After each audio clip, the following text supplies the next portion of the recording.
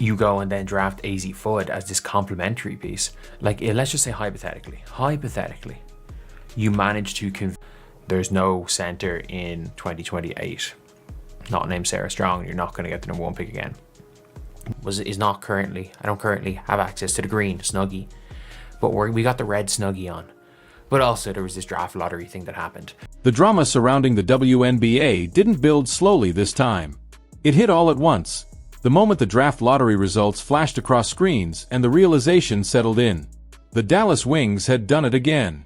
For the second straight year, they walked away with the number 1 pick, and the entire league froze in disbelief.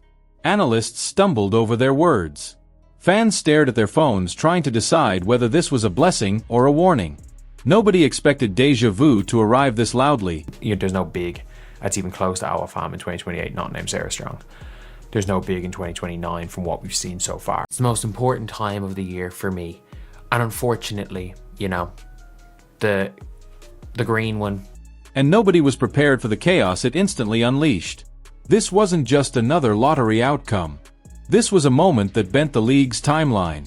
Teams that spent months positioning themselves for a chance at a franchise-altering pick suddenly found the ground shifting under their feet. Dallas didn't just gain another asset. They gained leverage, control, and the ability to dictate how the next phase of the WNBA might unfold. It's even remotely in the stratosphere of our fam. And that's where the issue is like, there's not that many modern bigs in women's basketball. The order itself was clean and logical on paper, mirroring the standings, but the emotional reaction was anything but orderly. The Sky, Mystics, Storm, and Lynx fell into their slots while all eyes snapped back to Dallas, where the real tension lived. The shock wasn't rooted in randomness. It was rooted in consequence.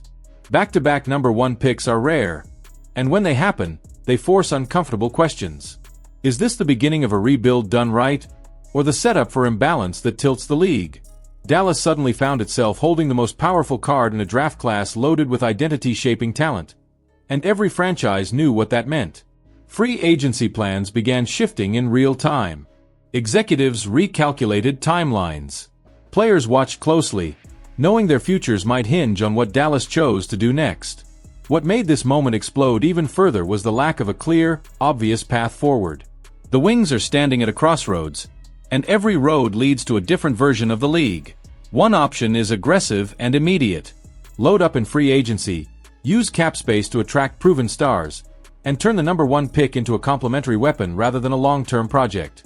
That path promises instant relevance, playoff pressure, and the chance to finally escape years of inconsistency. For fans desperate to see Dallas matter right now, this feels like the overdue push. The other option is colder, slower, and far more dangerous for everyone else.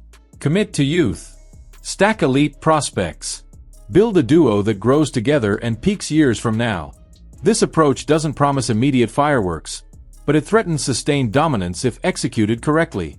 Back-to-back top picks create a foundation most franchises only dream about, and if Dallas leans into that blueprint, they could quietly build something unstoppable. That possibility alone is enough to make rival teams uneasy. The debate spread fast. Social media turned into a battlefield of mock drafts, cap projections, and hypothetical lineups. Some fans imagined Dallas pairing their young core with a modern big who could anchor the paint while stretching the floor. Others envisioned a guard-driven future built on speed, scoring, and perimeter pressure. Each vision came with its own logic and its own risks. Choosing one would instantly define how the Wings play, who they attract, and how opponents prepare for years to come. But beneath the noise, a deeper reality began to surface. This draft isn't just about talent. It's about timing. The value of the number 1 pick doesn't exist in isolation. It depends entirely on what happens before draft night even arrives. Dallas enters the offseason with flexibility and opportunity, and that changes everything. If free agency breaks their way and they secure impact veterans, the draft becomes a finishing touch. If free agency stalls, the pick becomes a lifeline for the future. In either scenario, the decision will echo far beyond Dallas. That uncertainty is what makes the rest of the league uneasy. Teams that once dismissed the Wings as unpredictable are now forced to take them seriously. Coaches are already thinking about matchups that don't exist yet. Front offices are evaluating trades and defensive schemes designed to counter a Dallas team that could look completely different in a matter of months. The fear isn't what the Wings are today. It's what they might become if everything clicks. Adding to the tension is Dallas' reputation. This franchise doesn't follow the script. They've made moves in the past that confused people in the moment and made sense later. They've zigged when everyone expected a zag. That unpredictability turns every projection into guesswork. Some believe Dallas might trade the pick outright for a proven star. Others think they'll shock everyone by doubling down on youth. There's even speculation that the Wings could package assets and reshape their entire identity in one bold swing. None of it feels impossible, and that's what keeps the conversation burning. Chemistry looms as the quiet concern behind all of it. Talent has never been the issue in Dallas. The roster has flashed potential before. What's been missing is cohesion, clarity, and a unified direction. Another elite prospect won't fix that on its own. The front office now faces the challenge of choosing not just the best player, but the right fit. A pick that doesn't align with the existing core risks creating another cycle of confusion. A pick that complements it could finally unlock everything fans have been waiting for. Rival franchises are watching with mixed emotions. Some fear Dallas is on the verge of becoming a long-term problem. Others hope the pressure of this decision leads to another misstep. Everyone understands the stakes. Back-to-back number 1 picks remove excuses. This is the moment where a franchise defines itself. Dallas can no longer hover between promise and frustration. They must choose who they want to be. As draft night approaches, the tension only grows louder.